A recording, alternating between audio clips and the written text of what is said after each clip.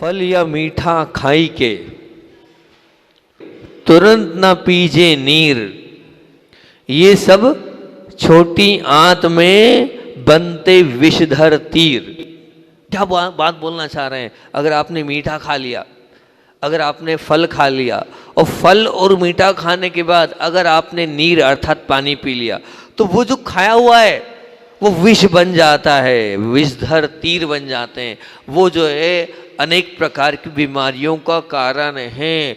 वो टीबी तक दिला सकता है। टीबी मतलब एक क्षय रोग होता है, मतलब इस प्रकार की स्थिति हो जाती है कि खांसते रहो खांसते रहो खांसते रहो, ऐसी स्थिति तक ले जा सकता है। ये जरा से हमारी असावधानी, जरा सी हमारी भूल और जरा सी हमारी गलती, थोड़ी सी गलती क्या, अगर मीठे के ऊपर और फल के ऊपर पानी पिया तो।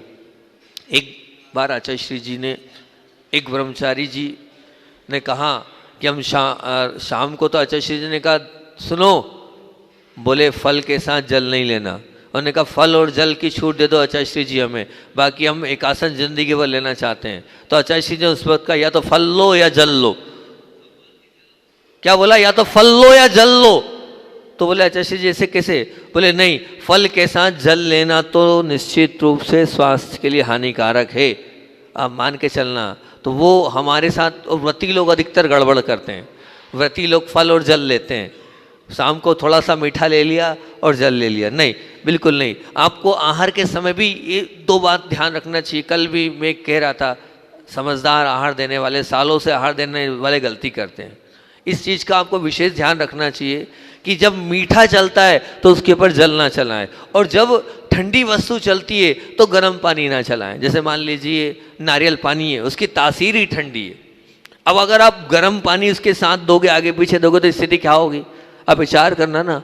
तो ये तो एक मतलब स्वविवेक से भी आपको आहार दान की प्रक्रिया से जोड़ना चाहिए, और कम से कम फल के ऊपर और मीठे के ऊपर कभी भी आपको पानी नहीं देना आएगा, और कम से कम ठंडी वस्तु के ऊपर आपको जल नहीं देना आएगा।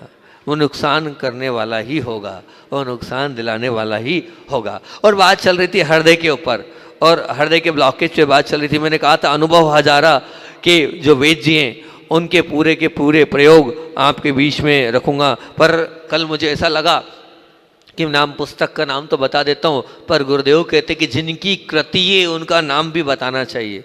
उनके सुपुत्र, मतलब ये तो बहुत पुरानी प्रति है, उनके सुपुत्र जो हैं वो, उन्होंने मुझे प्रति भेंट करी थी जबलपुर तलवारा घाट में, जो जीर्ण शीर्ण प्रति थी, जिसे मैंने गुरुदेव के चरणों में प्रेषित करी थी कि जैसे जी ये बहुत सुंदर प्रति मिली है। और बहुत बार पूज्य गुरुदेव ने अनुभव हजारा के विषय में अपने प्रवचनों में कहा है। तो वो जो वैद्य हैं वो थे न्याय और आयुर्वेदाचार्य वैद्य पंडित चंद्रशेखर जैन शास्त्री।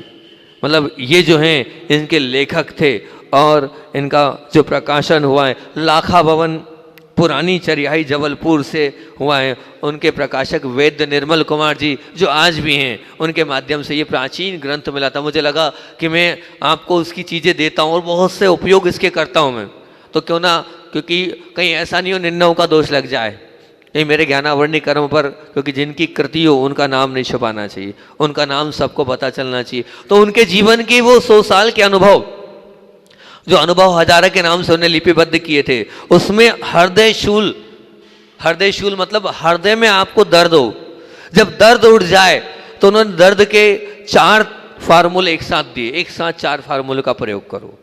उसमें लिखा है हृदय शूल नाशक 4 प्रयोग।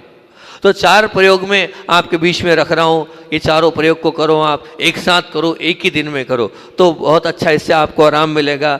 सौंफ, अरंडी या एरंडी जो बोलते हैं, उसकी छाल, सौंफ, अरंडी की छाल 10 मूल, और मतलब इन 10 मूल करके एक औषधि होती हैगी, आप जाएंगे आपको मिल जाएगी 10 मूल।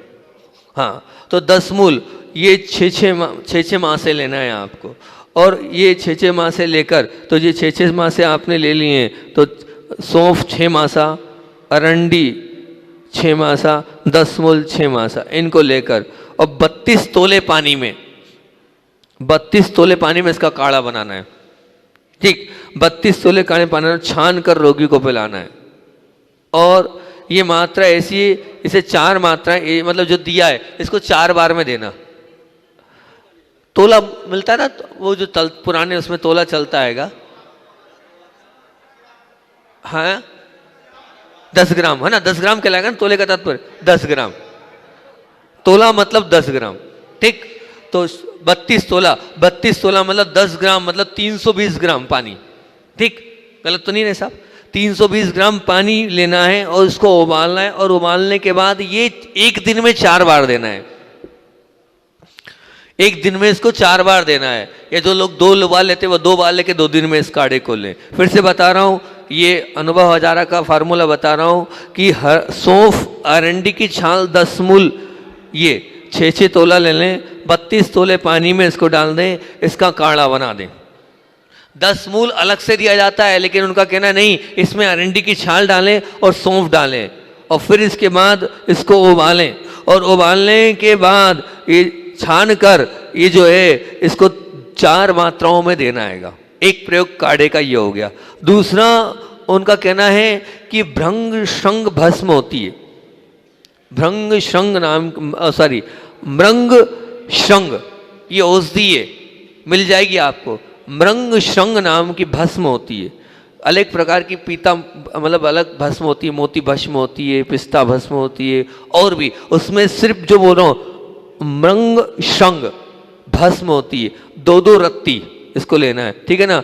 और दिन में 3-4 बार घी के साथ चटाते रहें उसको, आप घी के साथ उस भस्म को घी में मिलाएं और चटा दें, घी में मिलाएं और बोले चूसे उसको, मतलब चटाने का तात्पर्य ये है कि उसको चूसना है, पानी के साथ पीना नहीं, खाना नहीं है, चूस के उसको लेना है, ठीक। तीसरा उन्होंने बोला है कि सहस्पुटी अभ्रक भस्म होती है, जिसको सहस्पुटी बोलते हैं, मतलब शायद वो 1000 बार पुट दिया जाता है, इसलिए उसको सहस, अलग अलग भस्म मिलती है, उसमें सहस्पुटी भस्म अभ्रक भस्म, अभ्रक वाली भस्म, ध्यान रखना, भस्म तो बहुत है लेकिन कौन सी अभ्रक भस्म, मतलब सहस्पुटी अभ्रक भस्म को अर्जुन वृक्ष के काढ़े में पकाकर आप गाढ़ा कर ले। काय में, ध्यान से सुनना, कि सहस्पुटी अभ्रक भस्म को अर्जुन वृक्ष की काढ़े में, अर्जुन वृक्ष की जो है मतलब चीज का काढ़ा, उसके काढ़े में पकाकर गाढ़ा करके घोंट लें, घोंटते जाएं, और फिर उसके बाद 2-2 रत्ती की गोलियां बना ले, और एक गोली सुबह और एक गोली शाम को लेना है, एक गोली सुबह और एक गोली शाम को लेना है। काय से लेना है? दूध से लेना है, पानी से नहीं, दूध से ये गोली लेना है। तो उन्होंने गोली ये बता दी है, और फिर उसके बाद उन्होंने बोला है अर्जुना रिष्ट या अर्जुना घृत, एक मतलब बनता है, अर्जुन घृत मिलता है आपको, मिल जाएगा, या अर्जुना रिष्ट, ये 2 आपको और साथ 4 प्रयोग उन्होंने बताए हैं जिनको हार्ट ब्लॉकेज है। ये अनुभव हजारा का प्रयोग आपके बीच में रख रहा हूँ। उन्होंने बहुत सारे पेशेंटों को इससे ठीक किया है, चंद्रशेखर जी ने। काय से? वो जो मैंने आपको काढ़ा बताया, उस काढ़े से 3-4 बार मग शंख भस्म घी में छटाने से, और ये जो बताया है अभी हाल आपको, गोलियां घर बनाओ, वो बनाकर नहीं देते थे, वो कहते थे अपने हाथ से बनाओ और अपने हाथ से गोलियां खाओ बनाकर, आपको विश्वास होगा और आपकी आस्था होगी तो कम से कम वो गोली लगेगी, आप स्वयं बनाओगे। तो ये गोली उन्होंने बताई, और अर्जुना रिष्ट और अर्जुना घृत, ये आप सेवन करेंगे तो आपके हृदय का जो दर्द है वो समाप्त तो हो जाएगा, हृदय के ब्लॉकेज जो है वो खुल जाएंगे। एक और प्रयोग उन्होंने बताया है कि मान लीजिए फौरन आपको बहुत दर्द हो रहा है, कहते हैं ना पेन किलर, तो पेन किलर आपको दे रहा हूँ। पेन किलर मतलब क्या? तुरंत दर्द मिटाना है, आपको बहुत हार्ट में दर्द हो रहा है, तकलीफ हो रही है, सहन नहीं हो रही है, तो उस विषय में उन्होंने एक प्रयोग तुरंत के तुरंत बताया। उन्होंने कहा कि लौंग जो होती, लौंग को जो कूट करके 2 तोला, लौंग जो होती कूट करके, मतलब कूटना मतलब पीसना, पीस कर 2 तोला, और फिर उसमें 2 तोला शक्कर या बूरा है ना मिला लो, और इसको आपको मिलाने के बाद लौंग और शक्कर को मिलाया और मात्रा 10 मासे की मतलब हो जाए, और ऊपर से बकरी का दूध पियो। क्या का दूध? बकरी का। तो बोले ये जो लौंग मिलेगा, और लौंग को आपने जो कूट करके और उसमें जो आपने शक्कर डाली है उसको आपने किया है, तो बोले ये 10 मासा लगभग हैगा, इसको आप बकरी के दूध से लोगे तो तुरंत के तुरंत उस दर्द में, पीड़ा में, कष्ट में आपको आराम निश्चित रूप से मिलेगा। ये अनुभव हजारा के पूरे प्रयोग आपके बीच में मैंने दिए। एक 4 प्रयोग उसके बताएं, उसके अलावा ये बताएं जो चंद्रशेखर जी के माध्यम से था। अब उसके अलावा मुख्यतः से आपको आहार संबंधित चर्चा भी बता देता हूँ जो आपको ध्यान रखना चाहिए, क्या इसमें खाना चाहिए। तो जिनको हार्ट ब्लॉकेज है वो चोकर वाले आटे की रोटी ही खाएं। चोकर मतलब समझते हैं ना, छानना नहीं है आटे को, मोटे आटे की रोटी खाना है। पहले मोटा खाते थे, मोटा पहनते थे, और इसीलिए जो है मोटी मोटी बात भी सब सहन हो जाती थी और मोटे बने रहते थे। आजकल वो मोटा खाना बंद हो गया है और मोटा पहनना भी बंद हो गया है। आप तो सब पतला पहनते हो कि शरीर का पूरा भाग दिखता है कि अंदर क्या पहना है, हैं? मोटी रोटी के आटे खाते हो, लेकिन आपके यहाँ रोटी में कमी है, मोन नहीं होता है, वो रोटी आपके यहाँ नुकसान दे। मोटा आटा तो है लेकिन मोटे आटे में मोन होना बहुत ज़रूरी है। वो मोन नहीं है आपके यहाँ। मोन क्या मतलब, घी डालना जरूरी है। वो रूखी वृक्ष है, वो होना चाहिए तो वो और अच्छा रहेगा। तो चोकर वाले आटे की रोटी लें, गेहूं का दलिया लें, गेहूं का दलिया लें। और कहते हैं कि सोयाबीन था, सोयाबीन की आप उसमें सेवन कर सकते हैं इस समय। सोयाबीन और सोयाबीन की बड़ी, सोयाबीन का और भी जो है वो ले लें। छिलके की मूंग की दाल और छिलका युक्त देसी चना, काला देसी चना बहुत अच्छा है हार्ट ब्लॉकेज वालों के लिए, लेना चाहिए। 25 चने प्रतिदिन लेना चाहिए उनको, वो लें। और ज्वार और बाजरा और रागी, रागी का सेवन करें। रागी होती है दक्षिण में चलती है, उस तरफ चलती है, आप देखना। रागी और ज्वार और बाजरा इसका सेवन अवश्य करें हार्ट के ब्लॉकेज वाले। ये अन्न के रूप में मैंने आपको बता दिया है। इस प्रकार का अन्न का सेवन आप करेंगे तो बहुत अच्छी बात रहेगी। तो जो पीड़ा है, जो कष्ट है, जो तकलीफ है, इससे निश्चित रूप से मान के चलना वो पीड़ा, वो कष्ट आपकी कम होती चले जाएगी, आपने अगर इस प्रकार से आहार में ध्यान रखा तो। और सब्जियों में अगर हम बोलें तो शुरू से बोलते आ रहा हूँ, पहले दिन ही बताया था लौकी, लेकिन आप सब्जी में लें लौकी का रायता। लौकी का रायता जितना आप लेंगे उतना अच्छी बात हैगी। और मैं बोल तो नहीं रहा हूँ लेकिन फिर भी पालक, आप हरी पत्तियों में पालक और बथुआ ले सकते हैं, टमाटर, करेला ले सकते हैं, धनिया, चौलाई ले सकते हैं, लौकी, गिलकी, टिंडा, परवल और पुदीना। पुदीना अवश्य लें, इससे ब्लॉकेज खुलते हैं पुदीने के पानी से, पुदीने को सेवन करने से। फल में अनानास, अनार, अंगूर, जामुन, आंवला, सेब, लीची, अमरूद, नींबू की मात्रा, मौसम्बी, संतरा, पपीता, केला और थोड़ा बहुत नारियल का पानी भी आप ले सकते हैं, ठीक है ना। और साथ में तेल आप ले सकते हैं, सोयाबीन का तेल और सरसों का फिल्टर वाला तेल भी आप इसमें सेवन करें, ताकि क्या है वो सोयाबीन और सरसों का तेल वहाँ जाकर तुरंत खोल देता है। जैसे आप 2 बूंद सरसों का तेल नाक में डालेंगे, आपकी नाक खुल जाएगी। कान में डालेंगे, कचरा साफ हो जाएगा। आप देखना, आपको लगता है कान दर्द हो रहा है, सरसों का तेल गर्म करें और डाल दें, वो सरसों का तेल अंदर जाएगा, उसमें इतनी ताकत होती है, वो पूरे रास्ते ब्लॉकेज खोलता है, पूरी जो धमनियाँ वो खोलता है, नाक का जितना कफ है वो बाहर आ जाएगा। ऐसे ही अगर आप सरसों का तेल लेंगे तो जितनी वहाँ पर हृदय में कफ जमा होगा, जो हमारा फेफड़ा जम चुका होगा, उस सरसों के तेल से वो का पूरा साफ सफाई होने लग जाएगी। इसलिए आप सरसों का तेल लें और ताज़ा मीठा दही लें। दही लें लेकिन ताज़ा लें, बासा बिल्कुल ना लें, बासा बहुत हेवी हो जाता है। तुरंत वाला लें, 24 घंटे जो उसकी मर्यादा होती है उस मर्यादा के बाहर का दही मत लेना, नहीं तो वो जीवों की राशि तो एक अलग तरफ है, धर्म एक तरफ है, लेकिन धर्म से अधिक शरीर को अत्यंत नुकसानदेह है, वो अत्यंत नुकसानदेह, सैकड़ों बीमारियों में कारण है वो दही, बासा दही। सफ़ेद दाग का भी प्रमुख कारण है बासा दही। अब बासा दही बिल्कुल नहीं खाना, लगभग सभी लोग बासा ही दही खाते हैं, तो बासा दही अनेक प्रकार की बीमारियों के कारण है, इसलिए ताज़ा दही लेना है। गाय का दूध आप लें, दूध लें बहुत अच्छे से, इसमें बादाम लें, पिस्ता लें और छाछ का सेवन जितना कर सकते हैं उतना छाछ का सेवन करें। कैल्शियम और सोडियम और विटामिन बी, मतलब विटामिन बी जिनमें रहता हो, ऐसे युक्त आहार आप सेवन करेंगे तो बहुत अच्छी बात है, ये आपके लिए लाभकारी है, ये आपके लिए संतुष्टि दे है। और क्या ना लें, भारी गरिष्ठ चीज़ें बिल्कुल नहीं लें, जो भारी हो, हैवी हो, पचने में जिनको तकलीफ पड़ती हो वो चीज़ें नहीं लें। मिर्च बिल्कुल नहीं, मसालेदार चीज़ बिल्कुल भी नहीं, होना ही नहीं, मिर्च और मसाला अलग कर देना, नहीं तो वो और हार्ड को तकलीफ को बढ़ाएगा। अचार बिल्कुल नहीं, घी अत्यधिक मात्रा में ना लें, थोड़ा बहुत घी इसमें ले सकते हैं, मक्खन बिल्कुल ना लें, है ना। लोग बोलते हैं हृदय ब्लॉकेज वालों को घी नहीं लेना, मैं कहता हूँ लो, गाय का लो, थोड़ी मात्रा में लेना चाहिए घी, और वनस्पति घी नहीं लें। नारियल का तेल भी ना लें, बहुत चिकना होता है, वो और बढ़ा सकता है, इसलिए नारियल का तेल ना लें। मलाई का बिल्कुल सेवन नहीं करना, हार्ट ब्लॉकेज उससे और बढ़ेंगे, तकलीफ बढ़ेगी। जिनको हृदय रोग बीमारी है, बिल्कुल मलाई को एक तरफ रख देना, वो बिल्कुल ना खाएं, क्योंकि वो और मामला बढ़ेगा। मावा है, रबड़ी है, बिल्कुल नहीं, ब्लॉकेज वाले ब्लॉकेज और बढ़ते। ना मावा लेना, ना रबड़ी लेना, ना खीर खाना, ना आइसक्रीम, कुछ नहीं, ना केक खाना, ना चॉकलेट, ना बिस्किट, ना पनीर, ना क्या कहते हैं आप उसको, और वो पनीर की सब्जी होती वो, और ना ही मांसाहार की वस्तु का सेवन करना, मांस, मटन, मच्छी, अंडा आदि, शराब आदि, ना कड़क चाय, तंबाकू, कोल्ड ड्रिंक्स, ये बिल्कुल निषेध परक वस्तुएं जिनका सेवन आपको बिल्कुल भी नहीं करना है। चाहे कुछ भी हो जाए, सब हो जाए, लेकिन किसी प्रकार से इनका सेवन आपके जीवन में नहीं होगी तो बहुत अच्छी बात होगी। और एक वस्तु जो है वो बहुत अच्छी है, अनेक बीमारियों में काम आती है, इसमें भी बड़ी कार्यकारी है, उसको आप प्रतिदिन लें।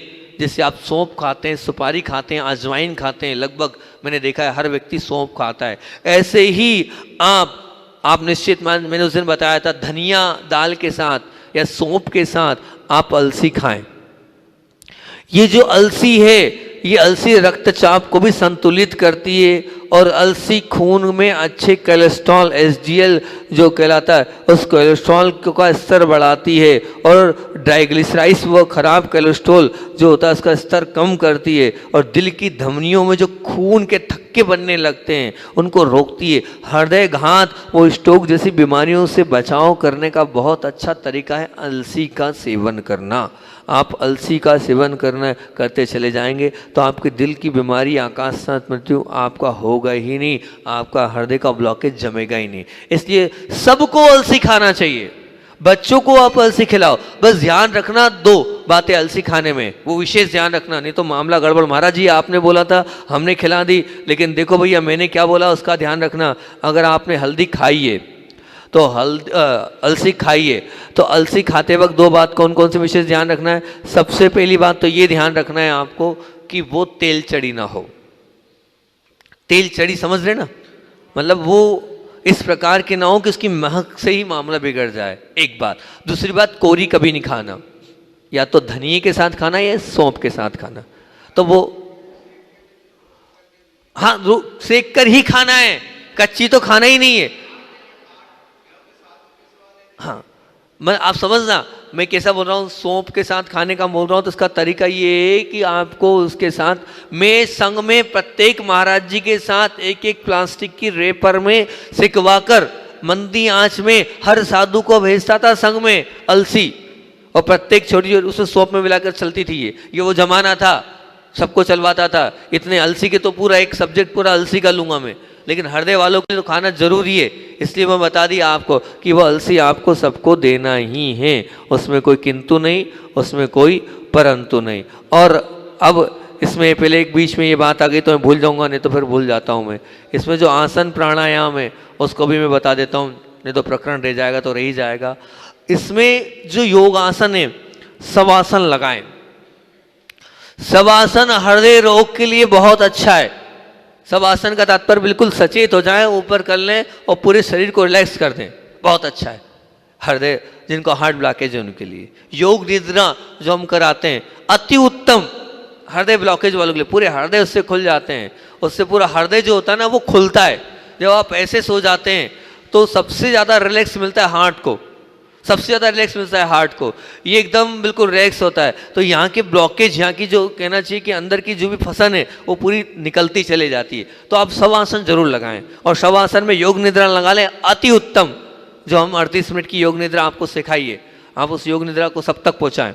उस योग निद्रा से माध्यम से ही हम अपने जीवन को चला रहे हैं। रात भर जगते हैं मतलब रात भर जितना होता है उतना करते हैं। सुबह 38-40 1 घंटा भी हो जाता है कभी कभी, तो कि 38-40 मिनट के बाद 10-15 मिनट, क्योंकि झूठा नहीं हो जाए, हम 38 मिनट बोल देते, कभी कभी 1 घंटा भी हो जाता है। बस उसके बाद अपने 38 40 45 मिनट उसको लगा लिया, रात भर की कई, अब आज आहार करेंगे, आज फिर रात जगेंगे, अगले दिन फिर कल निद्रा 4 घंटे की ले लेंगे, 5 घंटे की ले लेंगे, और बाकी आज रात 1 घंटे में काम चला लेंगे, ऐसा मैनेज कर रहे हैं। तो ये हृदय ब्लॉकेज वाले के लिए योग निद्रा बहुत सुंदर है, बहुत काम की। इसको आप करेंगे तो बहुत अच्छी बात है कि बद्ध पद्मासन, बद्ध पद्मासन अगर आपको मैं सिखाऊं, बद्ध पद्मासन हमारे गुरुदेव करते थे, उनका फेवरेट था। बद्ध पद्मासन का तात्पर्य होता है कि दोनों जो है पद्मासन लगाएं और दोनों हाथ से दोनों अंगूठों को पकड़ना। हमारे गुरुदेव का ये फेवरेट आसन था। इतना मोटा शरीर होने के बाद भी वो इस बद्ध पद्मासन को लगा लेंगे। समझना, पद्मासन से दोनों हाथों को यूं करके अब इधर से और इधर से अंगूठे को पकड़ना, उसको कहते हैं बद्ध पद्मासन। मैं बताऊंगा तब भी आप देख नहीं पाओगे, मतलब उधर भी टीवी वाले भी नहीं देख पाएंगे और आप भी नहीं देख पाओगे। ये इसमें बहुत अच्छा है। इससे क्या होता है, ये आचार्य श्री बोलते थे कि जैसे ये बद्ध पद्मासन लगता है, जितने ब्लॉकेज है पूरे खुल जाएंगे। जहां कुछ फसन होगी, लग रहा है कि हाँ हृदय वाला मामला, जो बद्ध पद्मासन लगाएगा उसको हार्ट अटैक होगा ही नहीं। बिल्कुल सूत्र दे रहा हूं, जो बद्ध पद्मासन प्रतिदिन 10 मिनट 15 मिनट लगाएगा, 10 मिनट की आदत कर लेगा, वो जीवन में कभी अटैक से नहीं मरेगा। उसके जीवन में कभी अटैक आना ही नहीं है, आएगा ही नहीं। ये लिख के रख लो आप, ये आपको बिल्कुल सूत्र दे रहा हूं।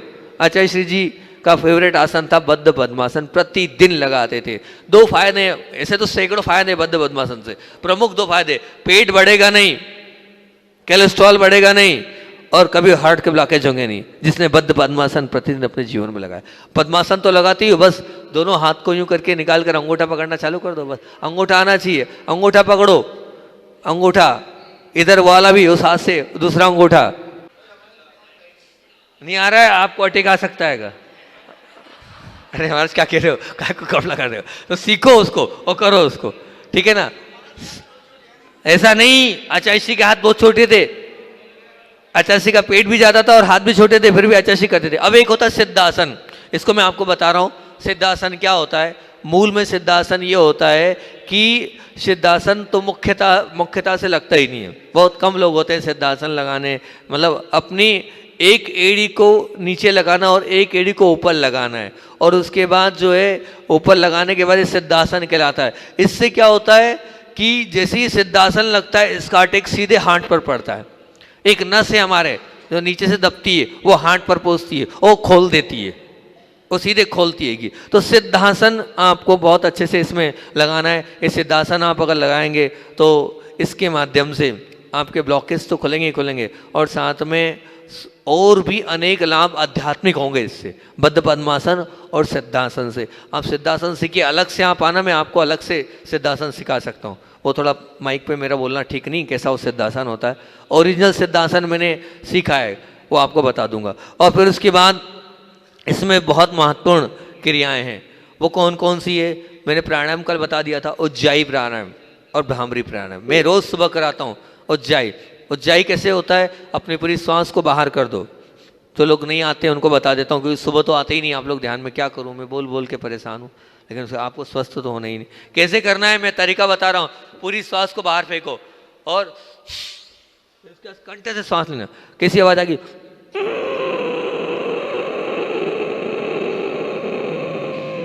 देखना आप, कंठ और हृदय पर सीधा असर पड़ता है। कंठ से श्वास लेना है आवाज देकर, और फिर उसके बाद जब ले लिए छोड़ देना। ये क्या कहलाता है, उज्जाई प्राणायाम, अति उत्तम हार्ट ब्लॉकेज वालों के लिए। और एक भ्रामरी, अंगूठे को अंदर डाला, यहाँ लिया, यहाँ लिया, यहाँ लिया, और फिर उसके बाद यहाँ गुंजायमान करना है, जैसे भ्रमर करता है।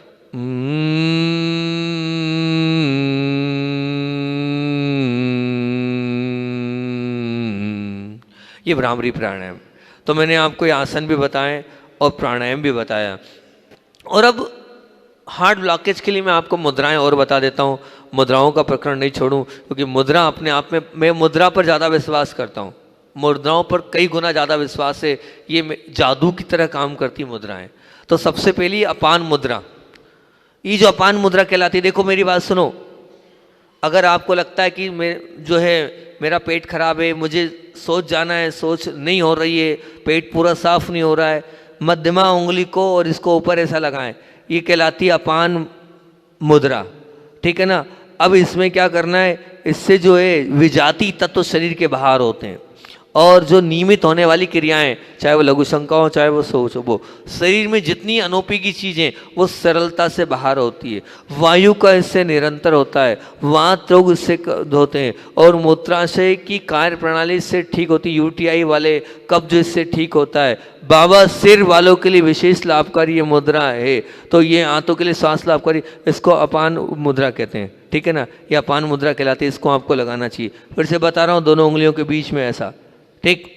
अब एक है कि कौन सी, अपान वायु मुद्रा। अब इसमें सिर्फ इतना कर लेना है, ये उंगली अंदर लगा दी, बाजू वाली उंगली अंदर लगा दी, ये अपान वायु मुद्रा हो गई। ये तर्जनी को अंगूठे में अंदर डाल दिया, ये इसको अपान वायु मुद्रा तो बोलते हैं। साथ में हृदय तीन चार नाम है इसके, हृदय मुद्रा भी बोलते हैं इसको, हृदय शूल मुद्रा भी बोलते हैं इसको, हृदय घात मुद्रा भी बोलते हैं इसको। ये हृदय से संबंधित जितनी भी हृदय की कमजोरी, हृदय की धड़कन, प्राण की ऊर्जा, हाई ब्लड प्रेशर, सिर दर्द, बेचैनी, पेट की गैस, घबराहट, सब में रामबाण का काम करती है। मैं प्रतिदिन लगाता हूँ इस मुद्रा को। कौन सी है, इसको अपान वायु मुद्रा कहते हैं। मैंने कहा था ना कल भी, पहाड़ चढ़ना हो आपको, कहीं जाना हो आपको, चलते नहीं बन रहा हो आपको, सांस फूल रही है आपको, बिल्कुल कर रहे हो आप, बिल्कुल चढ़ाओ, चढ़ते हुए इस अपान वायु मुद्रा को लगाओ, चढ़ जाओ, आपको बहुत ईजिली हो जाएगा। एलोरा का उदाहरण बताया था मैंने, एक भाई को इसी मुद्रा के सहारे ऊपर चढ़ाया था। चलो, मैंने कहा मैं लेके चलता हूँ, मेरे साथ चलो। खड़ी चढ़ाओ थी और खड़ी चढ़ाई मैंने एलोरा की चढ़ाई थी अपान वायु मुद्रा के सहारे। तो ये अपान वायु मुद्रा है, ठीक है ना, इसको ध्यान रखना। और एक और कहलाती हैगी जो जिसे हम हृदय मुद्रा कह सकते हैं, वो कहलाती ये वाली, देखो इधर देखो, चार उंगलियां अंदर, हम कह सकते हैं अपनी वो क्या बोलते हैं, अपने नमोकार मंत्र ध्यान में मध्यमा उंगली है ना, कौन से भगवान, कौन से परमेष्ठी आते हैं, अरे हाँ, आचार्य परमेष्ठी। हाँ, ये आचार्य मुद्रा में जो अपन बनाते हैं ये वाली मुद्रा, ये भी हार्ट ब्लॉकेज को खोलती है। लेकिन इसमें क्या करना है, ये जो है ना हमारे यहाँ दोनों हृदय है, इसको प्रेशर देना है, इसको प्रेशर देना है। तो एक बात ध्यान रखना, देखना आप देखना, बाकी अंगुलियों को भी देख के देखना आप, इतना प्रेशर बाकी में नहीं आएगा, लेकिन मध्यमा और इसके माध्यम से ये चार ऐसे दबी रहेगी और फिर उसके बाद आप प्रेशर देना। तो ये जो प्रेशर दे रहे हैं आप, इस प्रेशर के माध्यम से ये जो मुद्रा बनेगी, ये मुद्रा हृदय के ब्लॉकेज को खोलेगी। आप इसको करेंगे, इसके प्रेशर से जितनी धमनियां हैं वो पूरी की पूरी पवित्र होते चली जाएगी और कहीं कुछ अटका हुआ मामला रहेगा, टेक आएगा ही नहीं, छल्ले लगाने की जरूरत ही नहीं पड़ेगी इस मुद्रा के सहारे, ठीक। ये हृदय ब्लॉकेज को खोलती है ये मुद्रा। तो एक ये मुद्रा बताई, और उसके बाद दूसरी एक कहलाती है आकाश मुद्रा। ये आकाश मुद्रा भी जिनको कान का दर्द हो और जिनको और भी दर्द हो उनके लिए भी बड़ी लाभकारी आकाश मुद्रा है। आकाश मुद्रा के अनेक लाभ हैं। तो वो आकाश मुद्रा कौन सी कहलाती है कि अंगुष्ठ का ऊपरी भाग, ये जिसको हम 5वें नंबर पर लगाते हैं, अपने हम में लगाते हैं ना, वो ऊपरी पोर से स्पर्श कर दे, ये कहलाती। इससे सबसे बड़ी बात तो क्या है कि अग्नि भी से जो है तत्व संतुलित होता है, जो अपन लगा, हड्डियाँ मजबूत होती है, और साथ साथ में इससे हृदय रोग में ये विशेष लाभकारी मुद्रा है। कौन सी, हृदय रोग के लिए विशेष लाभकारी मुद्रा है, ये मुद्रा कहलाती है। तो इस प्रकार से ये मैंने आपको पूरा प्राणायाम और साथ साथ में हृदय रोग से संबंधित चीज़ें पूरी बता दी। अभी इसमें टाइम समय आपका हो गया है, अभी इसमें एक और पूरा प्रकरण मुझे बताना है कि हृदय का मेंटेनेंस कैसे करें। एक प्रकरण और रह गया है, समय अपना हो गया आएगा, इतने ही रखते हैं। हाँ, घुटने वाले तैयार रहेंगे। बोधि समाधि परिणाम शुद्धि शांतोपलब्धि शिव शोक की सिद्धि चिंता हम चिंतित वस जाने त्वं बंद मानस्य ममास्तु।